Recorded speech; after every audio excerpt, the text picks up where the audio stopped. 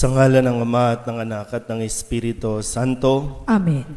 ang pagpapala ng ating Panginoong Hesukristo, ang pag-ibig ng Diyos Ama, at ang pakikipagkaisa ng Espiritu Santo, naway sumainyong lahat.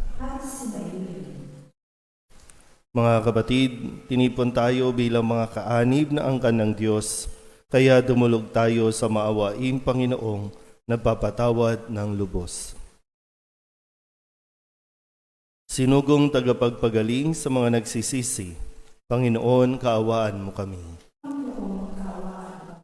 Dumating na tagapag-anyayang mga makasalanay magsisi, Kristo, kaawaan mo kami. Nakaluklok ka sa kanan ng Diyos Ama para ipamagitan kami. Panginoon, kaawaan mo kami.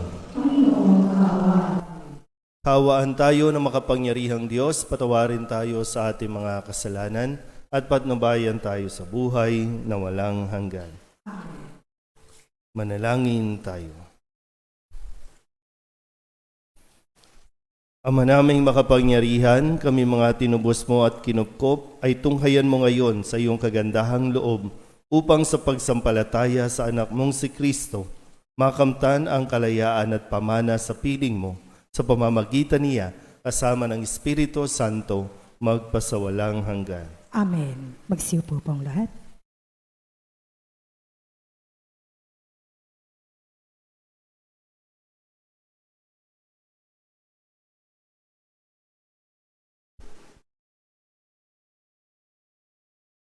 Pagbasa mula sa magawa ng mga apostol. Noong mga araw na iyon, dumarami na ang mga sumasampalataya at nagreklamo ang mga Helenista laban sa mga Hebreo. Sinabi nilang ang mga babaeng balo sa pangkat nila ay napapabayaan sa pang-araw-araw na pamamahagi ng ikabubuhay.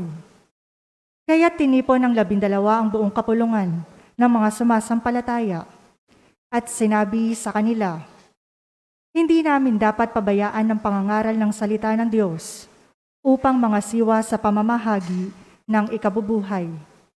Kaya mga kapatid, pumili kayo ng 7 lalaking kilala sa pagiging mabuti, matatalino at puspos ng Espiritu Santo at ilalagay namin sila sa tungkulin ito.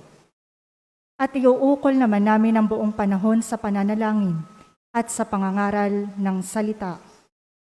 Nalugod ang buong kapulungan sa panukala ng mga apostol, kaya't pinili nila si Esteban, ang isang lalaking matibay ang pananalig sa Diyos at puspos ng Espiritu Santo, at sina Felipe, Procoro, Nicanor, Timon at Parmenias at Nicolas na taga-Antikia, isang hentil na naakit sa Judaismo. Iniharap sila sa mga apostol. Sila'y ipinanalalangin ng mga ito at pinatungan ng kamay. Patuloy na lumaganap ang salita ng Diyos at ang sumasampalataya ay parami ng parami sa Jerusalem. At maging sa mga saserdote, marami ang sumampalataya. Ang salita ng Diyos. Salamat sa Diyos. Sangon tugunan ang ating pong itutugon. Poon, pag-asa ka namin, pag-ibig mo'y aming hiling. Ulitin po natin. Poon, pag-asa ka namin, pag-ibig mo'y aming hiling. Lahat ng matuwid dapat na magsaya dahil sa ginawa ng Diyos sa kanila. Kayong masunuri magpuri sa Kanya. Ang Panginoon Diyos ay pasalamatan, tugtugin ang alpat, awit ay saliwan. Tugon. Poon, pag-asa ka namin, pag-ibig mo'y aming hiling. Panginooy tapat sa Kaniyang salita at maaasahan ang Kaniyang ginawa. Minamahal niya ang mga gawang matapat. Ang pag-ibig niya sa mundo'y laganap. Tugon. Poon, pag-asa ka namin, pag-ibig mo'y aming hiling. Ang may takot sa Diyos at nagtitiwala sa Kaniyang pag-ibig ay kinakalinga. Hindi babayaang sila ay mamatay. Kahit magtagutom, sila'y binubuhay. Tugon. Poon, pag-asa ka namin, pag-ibig mo'y aming hiling. Magsitayo po ang lahat.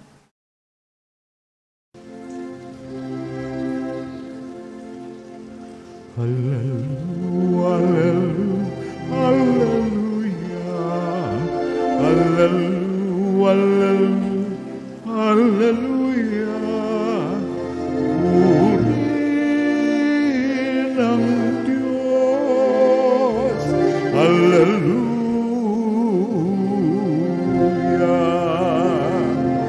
Purihin ang Diyos. Hallelujah.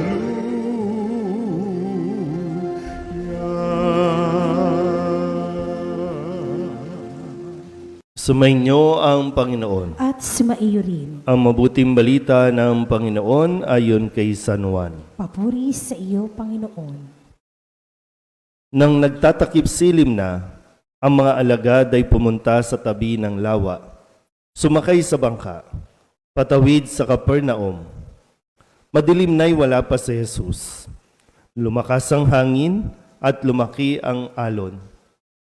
Nang makagaod sila ng mga 5 o 6 na kilometro, nakita nila si Jesus na lumalakad sa ibabaw ng tubig, palapit sa bangka. At sila'y natakot. Ngunit sinabi niya sa kanila, "Huwag kayong matakot, ako ito." Tuwang-tuwa nilang pinasakay si Jesus sa bangka at pagdakay, sumadsad ang bangka sa kanilang patutunguhan. Ang mabuting balita ng Panginoon. Pinupuri ka namin, Panginoong Heso Kristo. Isang mapagpalang araw po sa inyong lahat.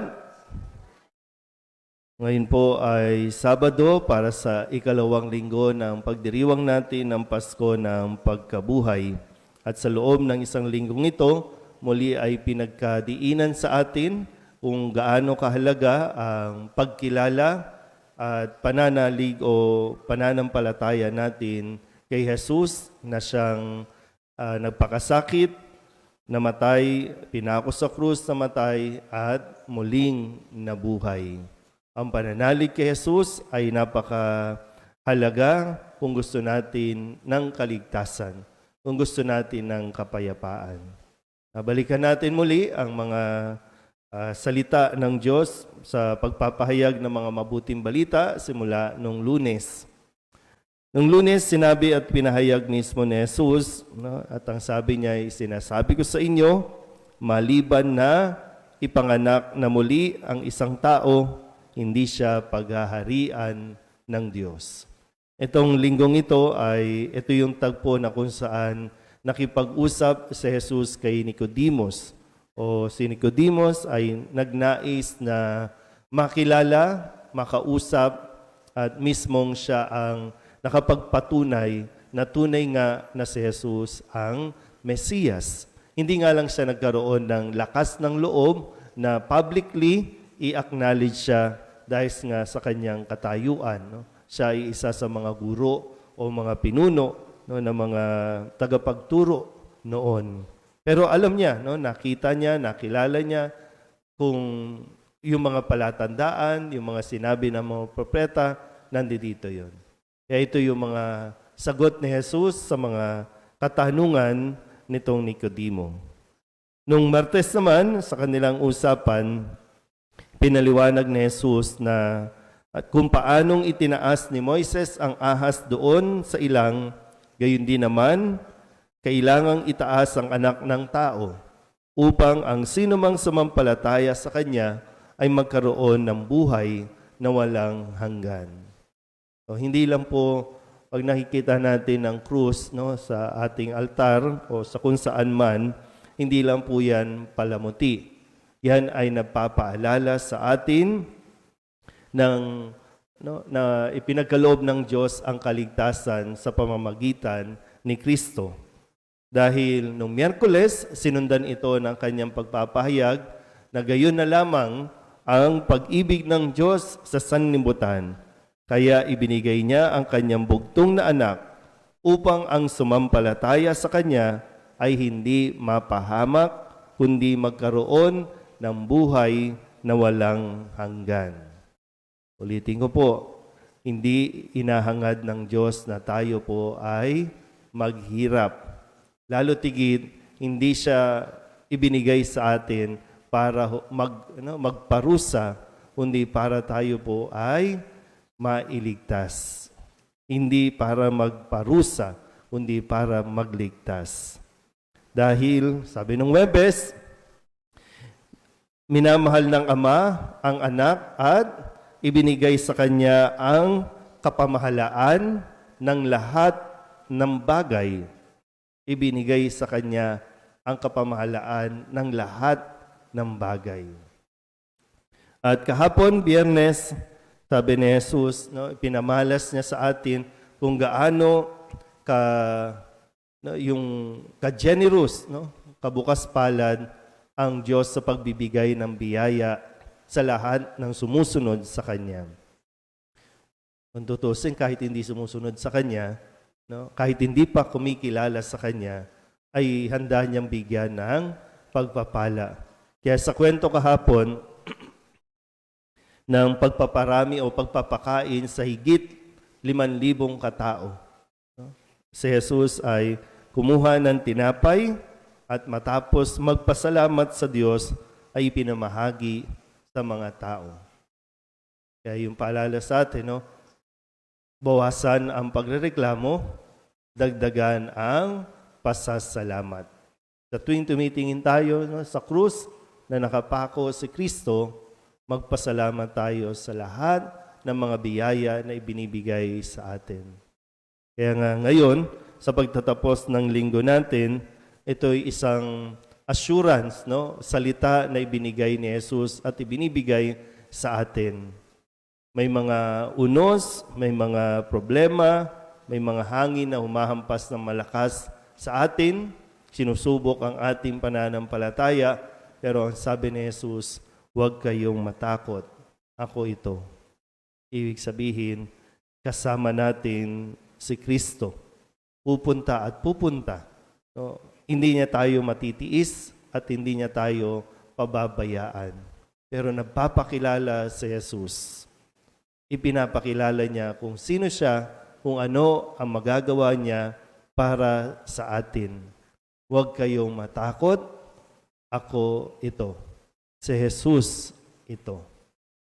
Amen?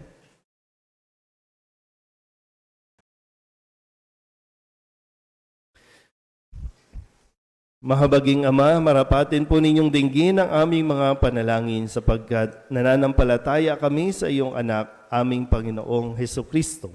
Lumalapit kami sa Kanya sa pamamagitan ni Maria. Bilang isang sambayanan, taimtim tayong manalangin at sabihin, sa pamamagitan ng mahal na Birhen ng Solidad, pakinggan mo kami. Sa pamamagitan ng mahal na Birhen ng Solidad, Ama, pakinggan mo kami. Sa pamamagitan ng aming binyag, kami ay tinawag mo sa pananampalataya. Naway patuloy kaming tumugon sa tawag ng mahal na Birhen ng Solidad para sa pagbabalik loob, pagsisisi at pagtatalaga ng aming mga sarili sa Diyos. Manalangin tayo. Sa pamamagitan ng mahal na Birhen ng Solidad, Ama, pakinggan mo kami. Ama, idinudulog namin sa iyo ang mga pinuno ng aming pamahalaan. Ipagkaloob mo po sa kanila ang katapatan sa paglilingkod at naway kumilos sila para sa ikabubuti ng sambayan ng Pilipino, lalo na ang mga nagugutom at naghihirap. Manalangin tayo. Sa pamamagitan ng mahal na Birhen ng Solidad, Ama, pakinggan mo kami. Ama, inilalapit namin sa iyo ang aming parokya, ang Nuestra Señora de la Soledad at ang mga samahan na bumubuo nito. Gayon din ang Arkidiyosesis ng Maynila at ang Simbahang Katolika sa bawat sulok ng mundo. Gawin mo kaming masigasig na makibahagi sa mga gawain ng simbahan, maging bukas palad sa pag-aari ng sarili, sa gawa at panalangin, at mamunga nawa ang lahat ng ito ng kabanalan, hustisya at kapayapaan. Manalangin tayo. Sa pamamagitan ng mahal na Birhen ng Solidad, Ama, pakinggan mo kami. Si Jesus ay nananatili sa ating piling sa Santissimo Sacramento, kaya kami po ay nananalangin para sa bukasyon sa pagpapari, upang patuloy naming matanggap ang pagpapala ng Eukaristiya na sentro ng Kristiyanong pamumuhay. Manalangin tayo. Sa pamamagitan ng mahal na Birhen ng Solidad, Ama, pakinggan mo kami. Ipinakita ni Jesus ang kanyang pagmamalasakit sa mga may sakit. Kaya't natatangi naming hiling na lingapin mo at palakasin ang mga kapatid naming may karamdaman at nanghihina. Manalangin tayo. Sa pamamagitan ng mahal na Birhen ng Soledad, Ama, pakinggan mo kami. Idinadalangin namin ang lahat ng mga kapatid naming yumao na. Patawarin ang kanilang kasalanan at gantimpalaan sila ng tahanan sa langit. Manalangin tayo. Sa pamamagitan ng mahal na Birhen ng Soledad, Ama, pakinggan mo kami. Bilang ina, ipinakita ni Maria ang mga mabubuting katangian, lalo na ang katapatan, pagpapakumbaba, pagsunod at kalinisan, upang hindi maging hadlang sa misyon ng kaniyang anak. Kaya itinataas namin sa iyo ang mga kababaihan at mga ina ng tahanan, na pagkalooban mo sila ng puso tulad ng kay Maria, at maging inspirasyon nawa sila ng aming pamayanan at ng bawat mag-anak. Manalangin tayo. Sa pamamagitan ng mahal na Birhen ng Soledad, Ama, pakinggan mo kami. Idulog din natin sa Panginoon ang ating mga personal na kahilingan at mga panalangin para sa ating mga pamilya, kasama ang mga kahilingan ng mga nanonood sa online, lahat ng misang pasasalamat, natatanging kahilingan, mga agarang paggaling ng mga may sakit, ng mga kaluluwa, lalo tigit ang kaluluwa ni Jerry, at ang lahat ng mga panalangin hinihiling na ipagdasal sa misang ito.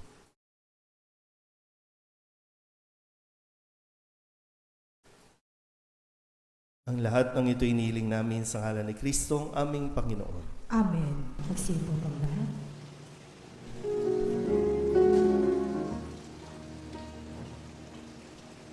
Tubig ng buhay, paglalakbay, patungo sa bagong buhay. O Jesu Kristo, aming gabay, basbasan mo ang aming alay. Bukal ng liwanag, nagbibigay ilaw sa mga bulan. Kami lumalapit sa iyong batis upang makakita. Tubig ng buhay, paglalakbay, patungo sa bagong buhay. O Jesu Kristo, aming gabay, basbasan mo ang aming alay. Basbasan mo ang aming alay.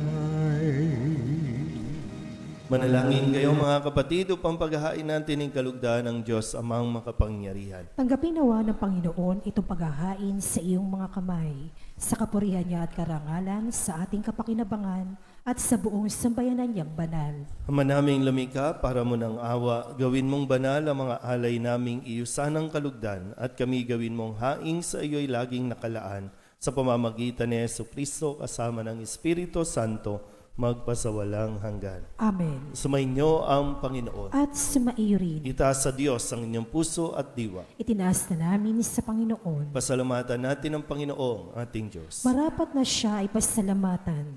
Ama naming makapangyarihan, tunay ngang marapat na ikaw ay aming pasalamatan, ngayong ipinagdiriwang ang paghahain ng Mesiyas, ang maamong tupa na tumubos sa aming lahat, sa paghahain ng sariling buhay at sa pagkabuhay ng anak mong mahal, nabuksang ganap ang iyong tahanan, at kaming pinaghaharian mo'y naging kasambahay. Sa pagkamatay niya sa krus, nalupig ang kamatayan. Sa kanyang pagkabuhay, naging buhay siya ng tanan.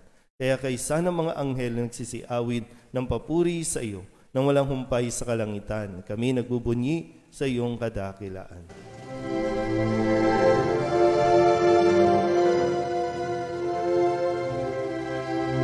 Santo, Santo, Santo, Panginoong Diyos makapangyarihan, napupuno ang langit at lupa ng kaluwalhatian mo.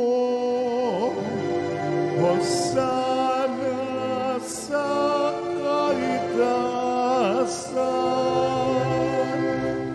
palang na paririto sa ngalan ng Panginoon. O sana sa kaitasan.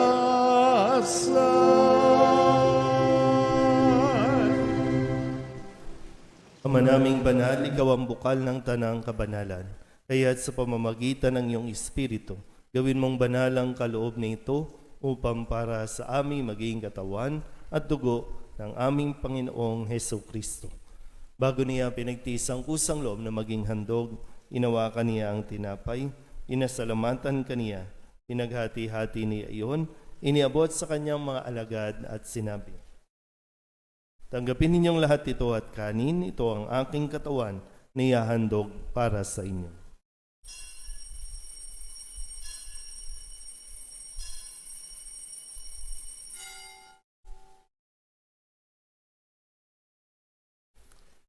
Gayun din naman nung matapos ang hapunan, hinawakan niya ang kalis, muli kaniyang pinasalamatan. Iniabot niya ang kalis sa kanyang mga alagad at sinabi, "Tanggapin ninyong lahat ito at inumin. Ito ang kalis ng aking dugo, ng bago at walang hanggang tipan. Ang aking dugo na ibubuhos para sa inyo at para sa lahat, sa kapagpapatawad ng mga kasalanan. Gawin ninyo ito sa pag-alaala sa akin."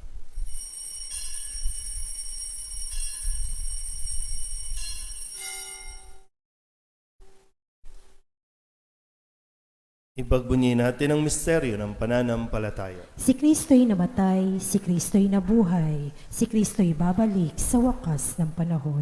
Ama, ginagawa namin ngayon ang pag-alaala sa pagkamatay at muling pagkabuhay ng iyong anak, kaya tiniaalay namin sa iyo ang tinapay na nagbibigay buhay at ang kalis na nagkakaloob ng kaligtasan. Kami nagpapasalamat dahil kami iyong minarapat na tumayo sa harap mo para maglingkod sa iyo. Isinasamo namin kami magsasalo-salo sa katawan at dugo ni Kristo ay mabuklod sa pagkakaisa sa pamamagitan ng Espiritu Santo.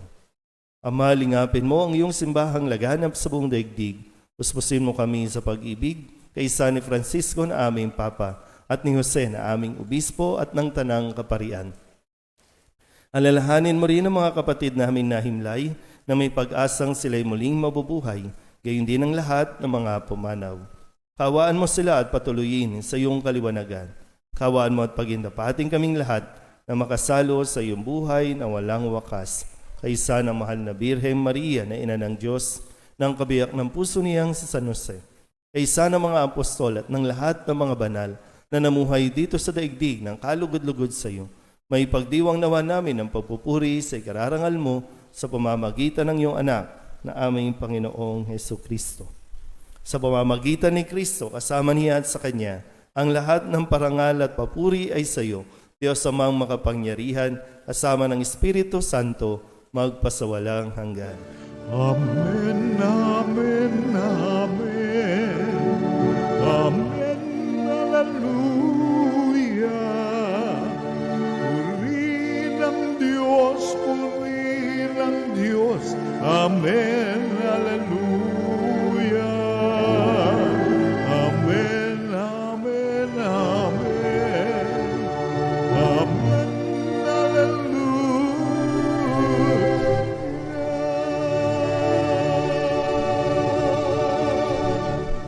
Buong kababahan loob tayong tumawag sa ating Panginoon ng Ama namin.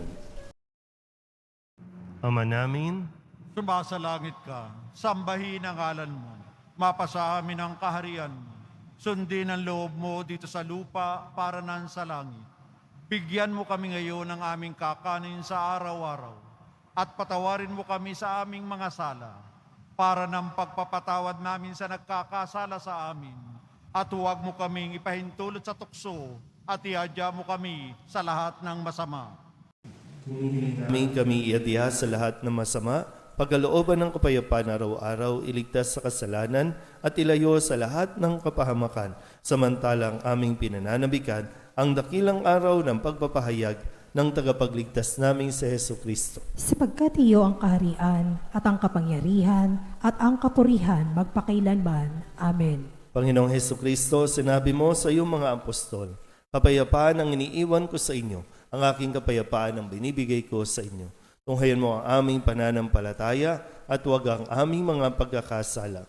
Pagkalooban mo kami ng kapayapaan at pagkakaisa ayon sa iyong kalooban, asama ng Espiritu Santo, magpasawalang hanggan. Amen. Ang kapayapaan ng Panginoon ay laging sumainyo. At sumaiyo rin. Magbigayan po tayo ng kapayapaan sa isa't isa.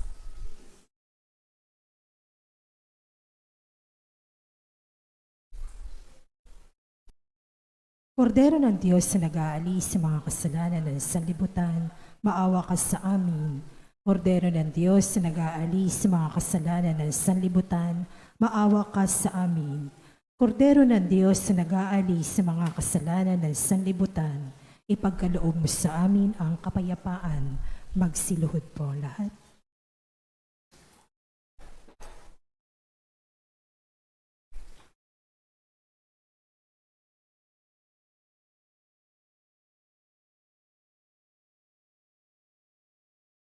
Ito ang kordero ng Diyos. Ito ang nag-aalis ng kasalanan ng sanlibutan. Mapalad ang mga inaanyayahan sa kanyang piging. Panginoon, hindi ako karapat-dapat na magpatuloy sa iyo, ngunit sa isang salita mo lamang ay gagaling na ako. Katawan ni Kristo, Amen.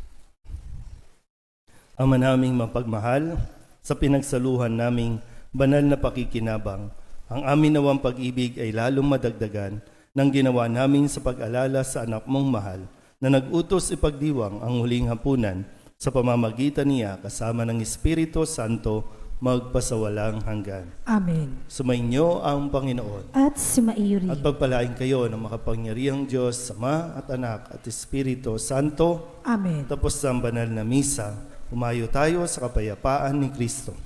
Salamat sa Diyos.